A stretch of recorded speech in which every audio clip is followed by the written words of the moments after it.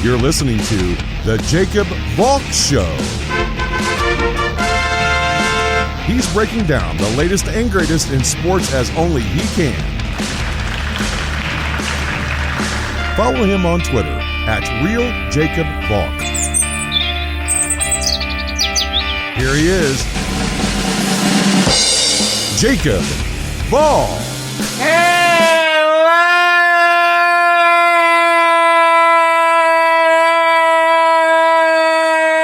Hello, sports fans.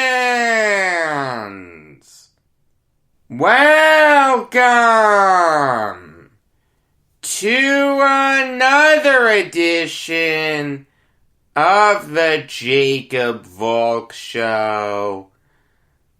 I am Jacob Valk. And let me tell you, it is a winter wonderland outside my house right now. We got pelted last night. Something like 6 to 8 inches, maybe more. I don't know the exact amount, to tell you the truth. After this, I may go out and build a snowman or pelt people with snowballs. Make snow angels. In reality, I'll probably be cleaning off some cars, cleaning some driveways. A school district by my house actually gave kids the day off, even though they were doing all virtual learning. They gave the kids off because they wanted them to feel the joy of a quote-unquote authentic snow day. You gotta love it. Fortunately, the Thursday night football game isn't on the East Coast this week. If it was, I don't know how they do it. They'd have to have people working overnight to get the snow off the field. The game is in Vegas. It is Chargers-Raiders at Allegiant Stadium. And that is what I'm going to start with. Even though the Chargers are out of the playoff hunt, they're still an exciting team. They have a very exciting young quarterback in Justin Herbert. Herbert is turning into a really, really good quarterback really, really quickly. I've said this before. The Chargers ended the Phillip Rivers era, and they seamlessly transitioned over to the Justin Herbert era. That's the kind of thing that NFL GMs dream of. I mean, you gotta remember, this guy wasn't supposed to start as early as he did. Tyrod Taylor got a punctured lung by a Chargers team doctor. Herbert came in and immediately looked great. His first game in the NFL against the Kansas City Chiefs, he completed 2/3 of his passes for over 300 yards.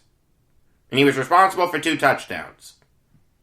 This year, he's completed 2/3 of his passes for over 3,400 yards. He's thrown 25 touchdowns and only 10 interceptions. He looks like the real deal. I really, really like Justin Herbert coming out of Oregon. I didn't think he'd be this good this quickly. Very fun quarterback to watch.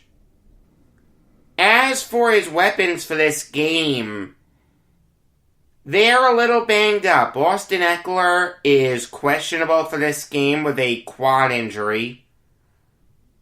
If he doesn't play, it's going to be some combination of Justin Jackson, Kalen Ballage, Joshua Kelly, maybe Troymaine Pope also. It doesn't get much worse than that. His wide receivers are banged up. Keenan Allen and Mike Williams are both questionable for this game. His best pass catcher is Hunter Henry. I like Henry. Really good tight end. But he's not Antonio Gates. He shouldn't be the primary option in the passing game. The offensive line is complete garbage. They've been banged up all year and no one's played particularly great at all. When you stop and think about it, it's kind of impressive what Justin Herbert's been able to do with this lackluster supporting cast. He's the real deal. There's no question about that in my mind. Defensively, the Chargers are stacked. We all know they have Joey Bosa. Justin Jones has had a really good season. So is Michael Davis and Rayshon Jenkins. Damian Square and Linval Joseph have been good defensive linemen. But the Chargers are banged up there also. No Denzel Perryman. No Melvin Ingram. No Nasir Adderley. No Uchenna Nwosu. No Derwin James. The reality is, this is a Chargers team that's been banged up all year. Yeah, they've made some boneheaded mistakes, like running it with no timeouts left, and 20 seconds left to go in the half. You gotta wonder what Shane Steichen was thinking there.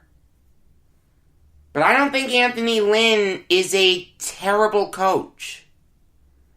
I don't think he's great. His teams do lack fundamentals. The more I think about it, the more I wouldn't want him as the next head coach of the Jets. But I don't think he's terrible. I do think he'll land on his feet if he gets fired. Not as a head coach, just as an offensive coordinator or a running backs coach like he was with the Jets.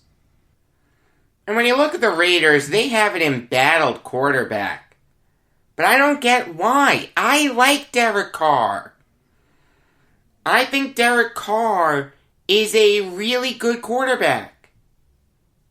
Is he great? He's certainly not in the class of a guy like Mahomes or Rodgers or Wilson or a guy like that. But let me tell you, you could win a Super Bowl with Derek Carr very easily. And now the snowplows are out. I don't know if you can hear them, but they're out en masse. But going back to the Raiders, Josh Jacobs is one of the best young running backs in the NFL. He's probably going to have a 1,000-yard season this year. He needs 169 yards in the last 3 games. So that's like 70 yards a game. He can do that. He can do that very easily. I also like the Raiders' pass catchers. Darren Waller is the 3rd best tight end in the NFL behind Kelsey and Kittle. Nelson Aguilar has turned his career around with the Raiders. Give John Gruden and Greg Olsen a ton of credit for his development. And Hunter Renfrow also. I like Renfrow a lot. I think he's really talented. It wouldn't surprise me if a guy like Henry Ruggs developed like Aguilar and Renfrow have. It was a bad pick. They should have taken Judy or Lamb. But Ruggs will work out for the Raiders. I'm going to give you a dark horse coaching candidate. A guy who I wouldn't be upset if he went to the Jets. Greg Olsen, the Raiders' offensive coordinator. He's been in the NFL since 2003, and he has some very impressive seasons under his belt. He coached Derek Carr his rookie season. He coached Blake Bortles early on in his career to some good seasons. He went back to the Raiders and Carr looked good. He got a lot better. His completion percentage got better. Are there better candidates? The answer is yes. but I wouldn't mind Olsen. He wouldn't be a sexy hire, but I think he'd be a solid hire.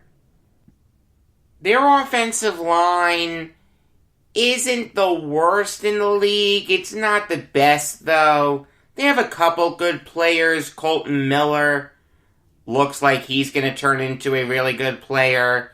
And Rodney Hudson has been really good for a really long time.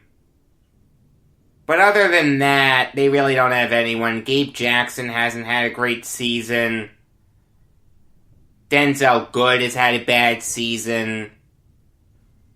This is going to be a game where defenses are going to feast. I'd expect a lot of pressure being thrown Herbert's and Carr's way.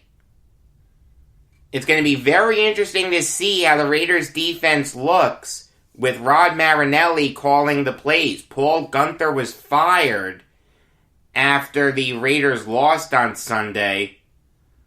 They gave up 44 points to the Colts. And now Marinelli's in charge. He does have some good players to work with. Maurice Hurst has had a really good season.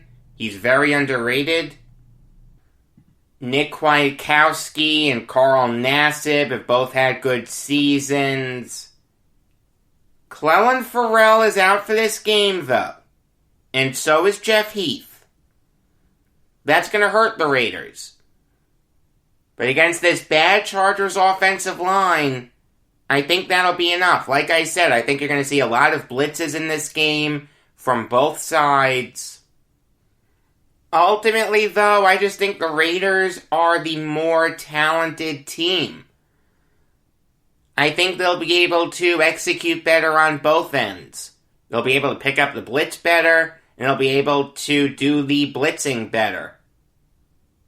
Give me the Raiders. Alright, now I'll give you some college basketball Valk talk.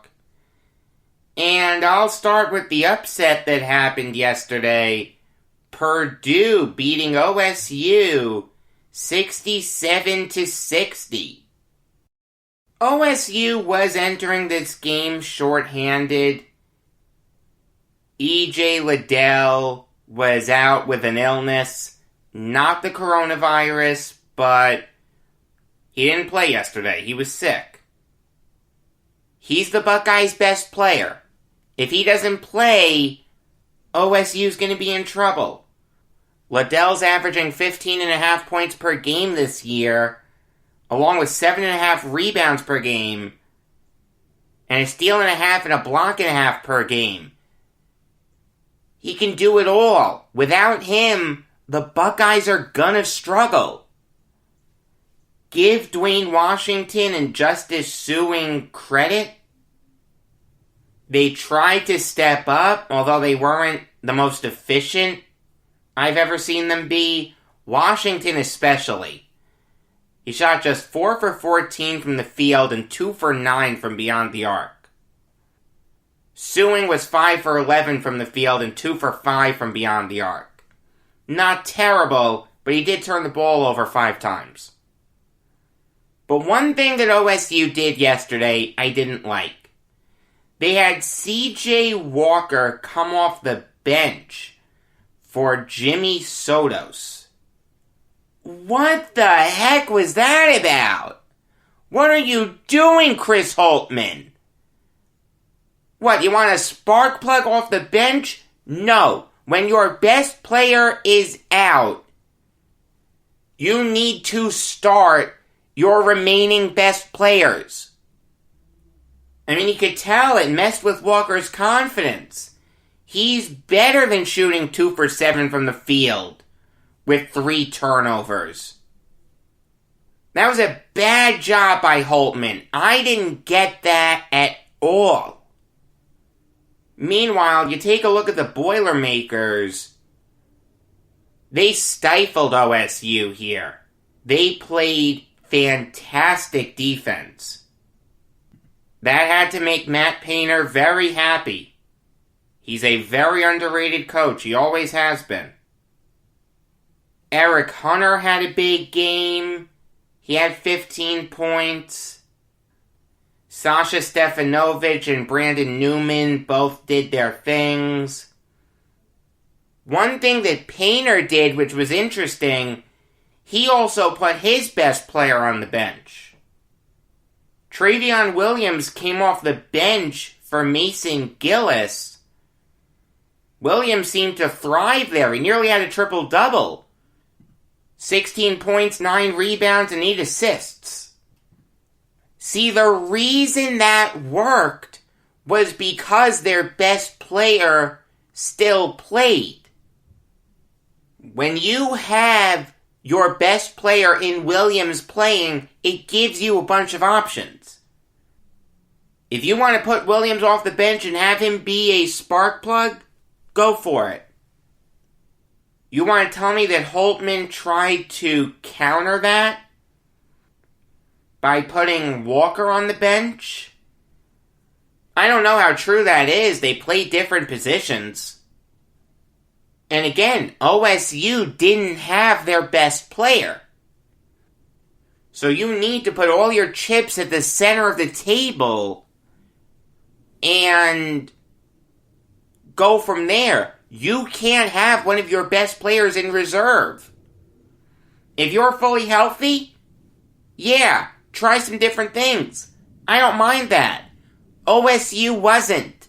That was a bad job by Chris Holtman. It's surprising to see Williams on the bench, but you know what? It worked. And again, if they're healthy, the Boilermakers can do that. This was a very impressive win for Purdue. They outplayed OSU in basically every facet of the game. It's going to be very interesting to see what they can do going forward. I'd be a fool to count out a Matt Painter-led team. He's been a very good coach for a very long time.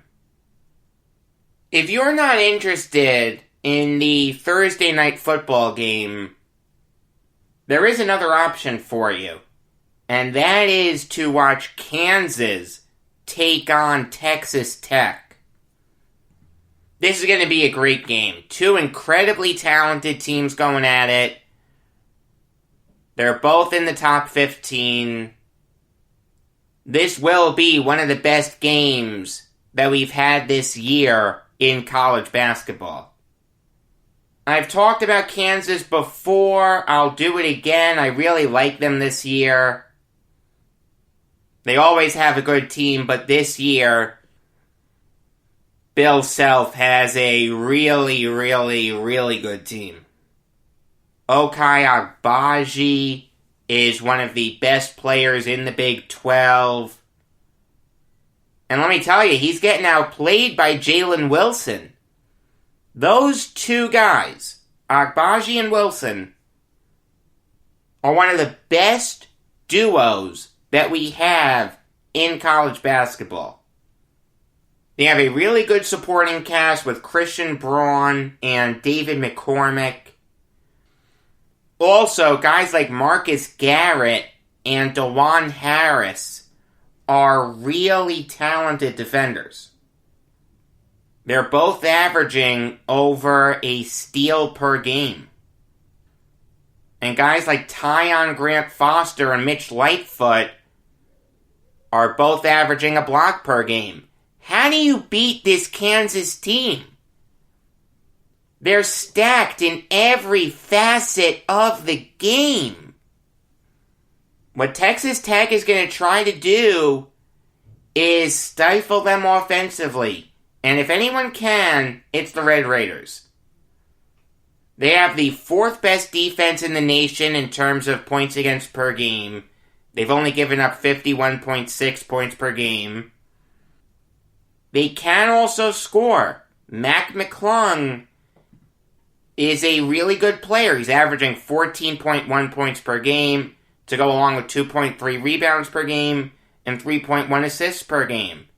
He also contributes defensively. He has 1.3 steals per game. You combine him with guys like Terrence Shannon and Kyler Edwards. The Red Raiders don't have a bad offense. It's not great, but it's not bad.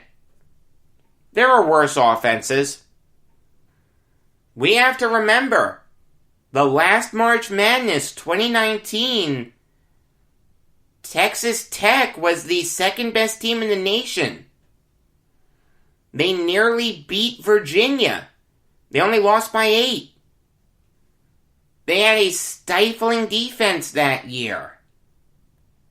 And let me tell you, watching this team, I'm getting flashbacks to that Red Raiders team. Their defense is just insane. Nimari Burnett off the bench is averaging 2 steals per game. Jamarius Burton's averaging a steal per game. Shannon's getting 1.3 steals per game. If you try to penetrate, Marcus Santos Silva will stop you. He's averaging 1.4 blocks per game. The key to this game is going to be the Jayhawks defense. Can they step up? Agbaji and Wilson will get theirs. But they're not going to get a lot. Can the Jayhawks defense compensate for that? Can they limit McClung? Can they limit Shannon? Can they limit Edwards? It's a tough ask. Those guys are really, really talented. It wouldn't stun me if Kansas won. Like I said, I think this is a really, really good Jayhawks team. But it's in Texas. I think the Red Raiders defense is going to be too much. Give me Texas Tech. Alright, now I'll give you some NHL Valk talk. Some very surprising news. Henrik Lundqvist will still be a lifetime Ranger. He will not play this year for the Capitals. He has a heart condition. So his doctors said that he can't play this year. Firstly, thoughts and prayers go out to Lundqvist. You don't wish ill on him. Even though I'm an Islanders fan, I don't want anything bad to happen to him. He's a future Hall of Famer. But the Capitals are screwed now. Ilya Samsonov's now going to be forced to start 60 games for him.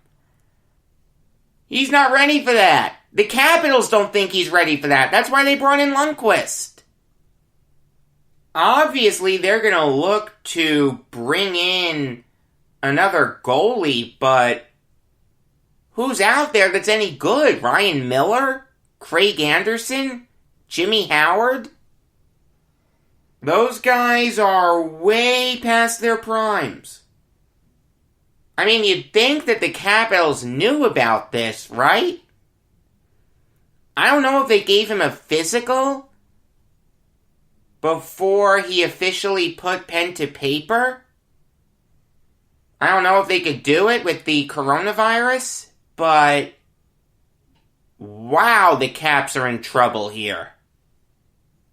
They made the decision to let Holtby go.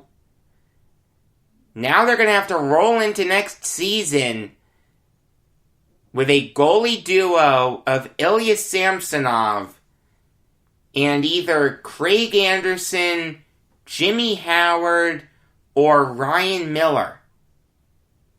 There is no way that ends well. The Capitals are going to be really bad this year.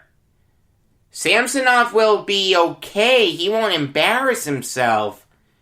But you don't want him playing 60 games. He's just not ready for that. I feel for you, Caps fans. You guys are good fans. But your team is screwed for this year. Alright, now I'll give you some MLB Valk talk. And that is the Giants signing Anthony DeSclafani for 1 year at $6 million. There's no question that the Giants needed rotation help.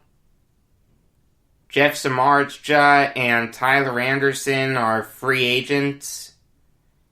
And even then, those guys didn't set the world on fire last year. Samardzija was hurt. Anderson wasn't awful, but he wasn't great. As it stood 24 hours ago, their rotation was Kevin Gausman, Trevor Cahill, Johnny Cueto, and blank. They had to add some starting pitching. There's no question about it. DeSclafani is a solid buy low candidate.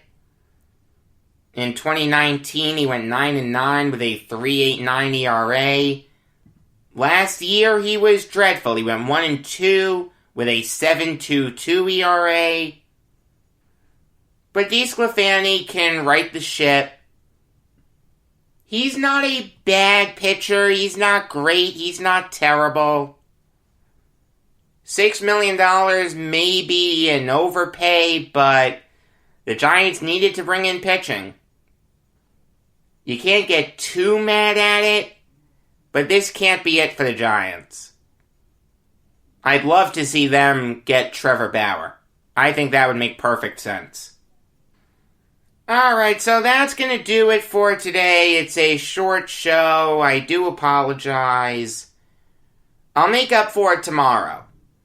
There's going to be a lot of college football to talk about. A lot of conference championship games. I'm also going to break down what happened in the Chargers-Raiders game. Maybe you'll get some college basketball also. Along with any other sports news that breaks. You know the drill. You're a good listener. You know how this works.